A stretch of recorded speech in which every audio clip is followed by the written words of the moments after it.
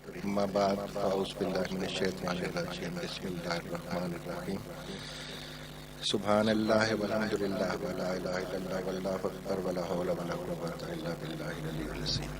میں جب بھی اس محفل میں آتا ہوں مجھے چند اشعار یاد آتے ہیں، اور پہلے ایک دو مرتبہ میں نے یہ اشعار پڑھے یہاں پہ، انہی میں کچھ ایک دو اشعار کا اضافہ۔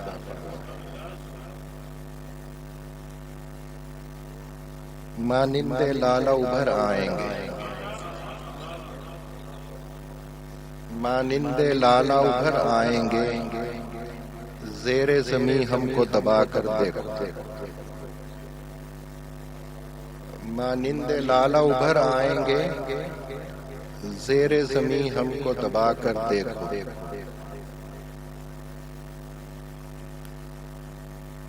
جانے کا نہیں شور سخن کا میرے ہرگز، جانے کا نہیں شور سخن کا میرے ہرگز، تا حشر جہاں میں میرا دیوان رہے گا۔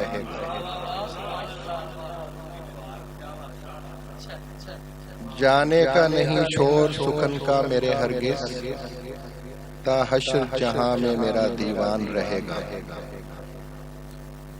مر کے بھی نہ ہوں گے رائے گاہ ہم،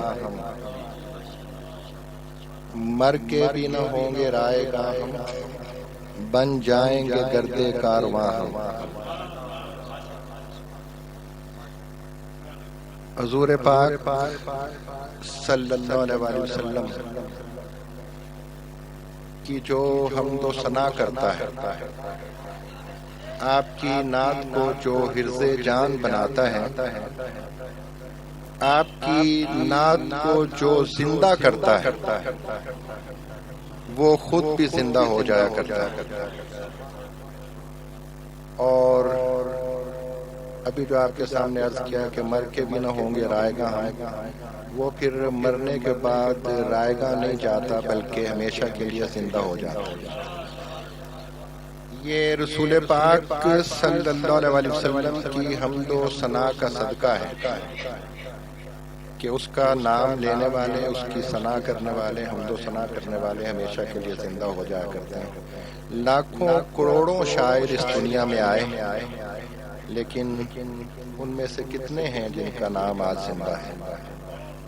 حضرت امام احمد رضا خان بریلوی رحمۃ اللہ علیہ، ہر وقت ان کا لکھا ہوا سلام کہیں نہ کہیں پڑھا جا رہا ہوتا ہے۔ فارسی کے بے شمار شعراء دنیا میں آئے، لیکن کتنے ہیں جن کا نام آج زندہ ہے؟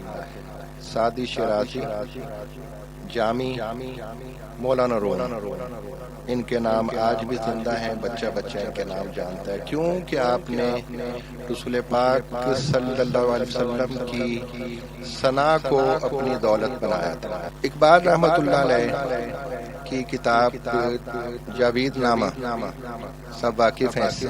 جاوید نامہ کتاب جو ہے اس میں اقبال نے اپنے مانوی مرشد حضرت مولانا روم رحمۃ اللہ علیہ کے ساتھ آسمان کے سفر کی روداد لکھی۔ مختلف افلاک پر آپ تشریف لے گئے اور وہاں مختلف علماء، صوفیاء اور سائنسدانوں اور بڑے بڑے بادشاہوں سے بھی آپ کی ملاقات ہوئی۔ آپ نے کچھ سوالات کیے، ان کے جوابات آپ کو وہاں سے ملے۔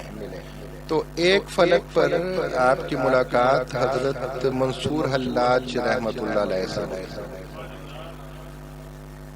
اور وہاں آپ نے حضرت سے یہ سوال کیا کہ یہ سوال کرنا گو کہ گستاخی ہے، لیکن پھر بھی میں آپ کے علم سے یہ سوال کرتا ہوں کہ حضور پاک صلی اللہ علیہ وسلم کی ذات مبارکہ کا راز مجھ پر کھولیں۔ حضرت منصور حلاج، جسے شہید وحدانیت اقبال نے کہا، آپ سے سوال کیا کہ گو کہ سوال کرنا گستاخی ہے، لیکن میں آپ سے درخواست کرتا ہوں کہ حضور پاک صلی اللہ علیہ وسلم کی ذات مبارکہ کا راز مجھ پر کھولیے۔ تو حضرت منصور حلاج رحمۃ اللہ علیہ فرماتے ہیں کہ آپ کی ذات وہ ذات ہے کہ جس سے زمانے پیدا ہوتے ہیں. آپ کی ذات وہ ذات ہے کہ جس سے زمانے پیدا ہوتے ہیں، اور آپ کی ذات وہ ذات ہے کہ کائنات جس کے سامنے سرب سجود ہوتی ہے. آپ کی ذات مبارکہ وہ ذات ہے کہ جس سے مومنوں کی جانیں جلا پاتی ہیں، اور آپ کی ذات مبارکہ وہ ذات ہے کہ جو اس وقت بھی موجود تھی کہ جب زمانوں کا نام و نشان نہ تھا. اور اسی جگہ پہ حضرت منصور حلاج کی زبانی اقبال یہ بھی فرماتے ہیں کہ تیرا یعنی اقبال کا، ہم انسانوں کا زمان و مکان، ٹائم اینڈ اسپیس اور ہے، اور حضور صلی اللہ علیہ وسلم کا زمان و مکان اور ہے. اب زمان و مکان آخری بات میں انشاءاللہ یہ کر رہا ہوں، وقت مختصر ہے. زمان و مکان کو سمجھنا بہت ضروری ہے. اقبال نے عاشقوں کے لیے بہت ضروری ہے. یہ عشاق کی محفل ہے. میں بالکل سادہ ترین الفاظ میں آپ کو آج انشاءاللہ 2-3 منٹ کے اندر یہ کوشش کروں گا کہ مذاکرے کی صورت میں یہ بات سامنے آ جائے. زمان و مکان جو ہے، ٹائم اینڈ اسپیس جسے کہتے ہیں، اقبال نے اپنے خطبات میں اس کے حوالے سے کہا ہے کہ زمان و مکان کا مسئلہ مسلمان کے لیے زندگی اور موت کا مسئلہ ہے. زمان و مکان کا مسئلہ مسلمان کے لیے زندگی اور موت کا مسئلہ ہے. لہذا اس کو لنک کریں گے ذرا اس بات سے حضرت منصور حلاج کی طرف سے جو اقبال نے کہا کہ تیرا زمان و مکان ہمارے زمان و مکان اور ہیں، اور حضور صلی اللہ علیہ وسلم کا زمان و مکان یعنی ٹائم اینڈ اسپیس اور ہے. اب اس کو سمجھ لیجئے. ہمارا زمان و مکان یہ ہے جس میں منٹ، گھنٹے، آج، کل، صبح، شام، ماضی، حال اور مستقبل ہوتے ہیں. ہمیں یہاں سے آدھے میل کا فاصلہ طے کرنے میں بھی کچھ منٹ لگ جائیں گے، لیکن زمان و مکان الہی میں ماضی، حال، مستقبل، آج، کل، یہاں وہاں موجود نہیں ہوتے. زمان و مکان الہی میں اب ہی اب ہے. اقبال نے اسے اٹرنل ناؤ یعنی ابدی اب کہا ہے. زمان و مکان الہی میں اب ہی اب ہے، ماضی، حال اور مستقبل نہیں. ہم جس طرح اپنی ہتھیلی کو دیکھتے ہیں، ذات باری تعالیٰ اس طرح سے سارے زمانوں کو اور سارے مکانوں کو دیکھ رہا ہے. اور حضور صلی اللہ علیہ وسلم اللہ تعالیٰ کے محبوب ہیں. حضور صلی اللہ علیہ وسلم اللہ تعالیٰ کے محبوب ہیں. لہذا جو کچھ کسی کا ہوتا ہے وہی کچھ اس کے محبوب کا بھی ہوتا ہے.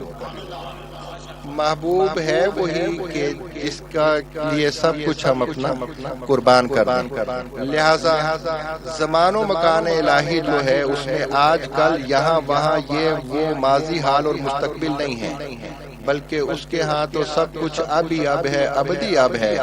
لہذا رسول پاک صلی اللہ علیہ وسلم اس زمان و مکان الہی میں داخل ہیں، اور آپ صلی اللہ علیہ وسلم کی حدیث مبارکہ اس پر دال ہے کہ میرا رسول پاک صلی اللہ علیہ وسلم نے فرمایا کہ میرا اللہ تعالیٰ کے ساتھ ایسا وقت بھی ہوتا ہے جس میں کوئی مقرب فرشتہ بھی داخل نہیں ہوتا.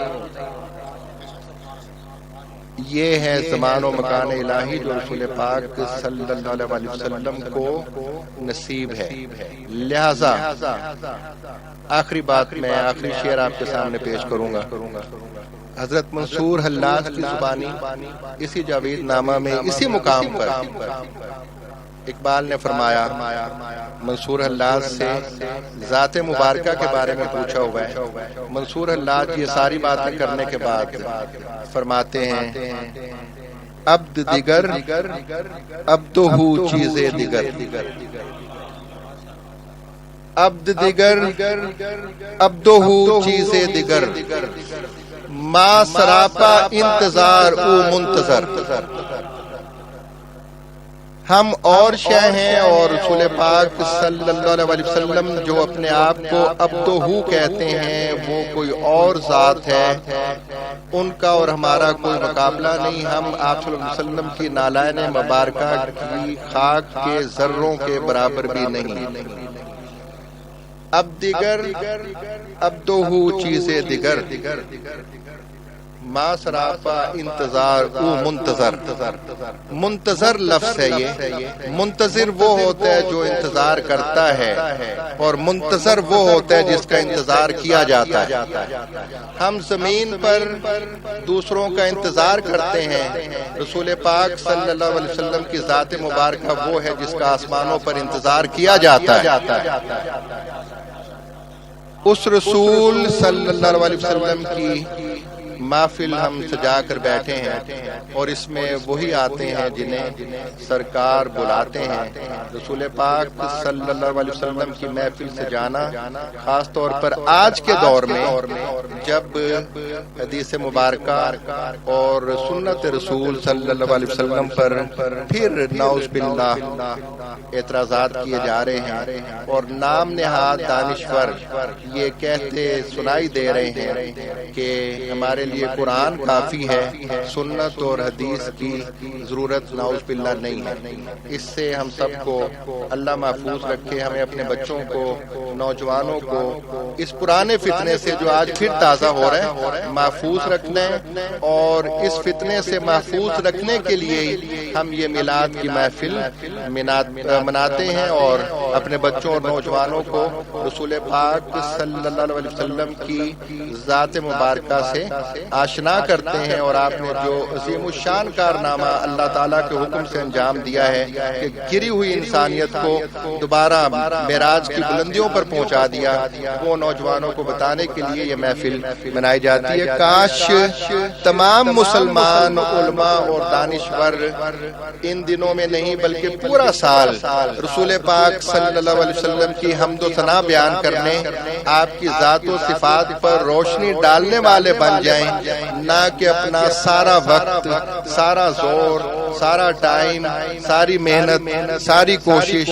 سارا علم اس چیز پر صرف کریں کہ درود پاک صلی اللہ علیہ وسلم نعت مبارکہ، میلاد مبارکہ منانی چاہیے یا نہیں منانی چاہیے۔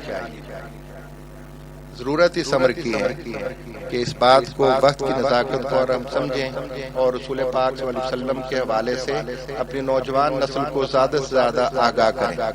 اقبال کی آج کے دور میں جو مخالفت ہوتی ہے، آپ نے ابھی پچھلے دنوں سنا ہوگا، آج کل یہ بات بہت گرم ہے کہ لوگ اپنے ڈرائنگ رومز میں بیٹھ کے اپنے بازو چڑھا کر اور کسی نشے میں بھی مبتلا ہوتے ہیں، وہ صاف دکھائی دیتے ہیں، کہتے ہیں کہ اقبال مقامی سا شاعر تھا اور اس جیسے لوگوں نے قوم کو خراب کیا، یہ کہا جاتا ہے۔ میں اب آپ کے سامنے عرض کرتا ہوں کہ میں نے جو مسئلہ آپ کے سامنے رکھا ہے کہ آج پھر ایک مرتبہ حدیث اور سنت کے خلاف بازار گرم ہو رہا ہے۔ آپ لوگ دیکھ رہے ہیں، میڈیا استعمال کرتے ہیں، فیس بک استعمال کرتے ہیں، واٹس ایپ استعمال کرتے ہیں، اس پر ایسی باتیں اٹھ رہی ہیں کہ آج پھر نوجوانوں کا ذہن خراب کیا جا رہا ہے کہ سنت کی اور حدیث مبارکہ کی، یعنی فتنہ انکار حدیث پھر سر اٹھاتا ہمیں نظر آ رہا ہے۔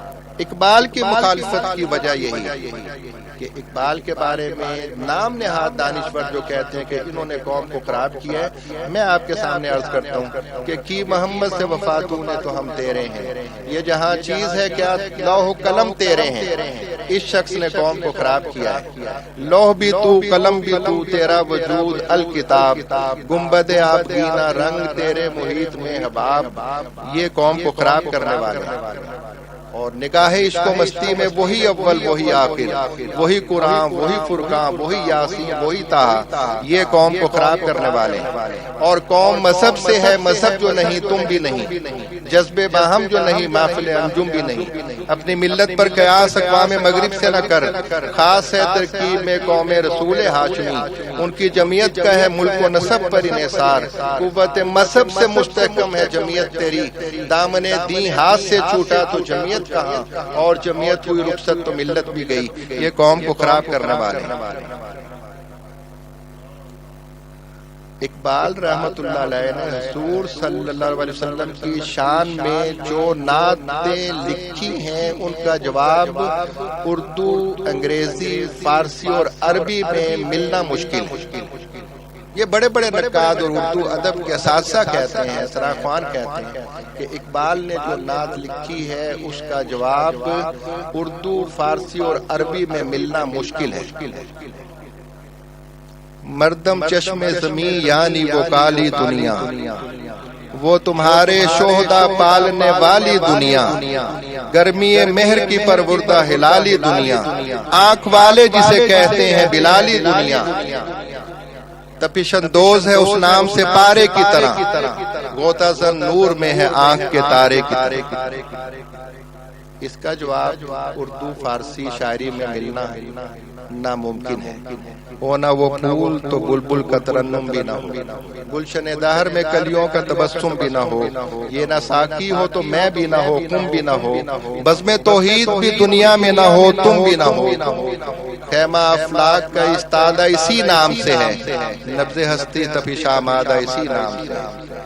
وہ لوگ قابل مبارکباد ہیں جو میلاد کی محفل مناتے ہیں، اور وہ لوگ ڈبل مبارکباد کے مستحق ہیں جو اس محفل میں تشریف لاتے ہیں، کیونکہ میلاد کی محفل میں کوئی آتا نہیں ہے بلکہ بلایا جاتا ہے۔ وما علینا الا البلاغ۔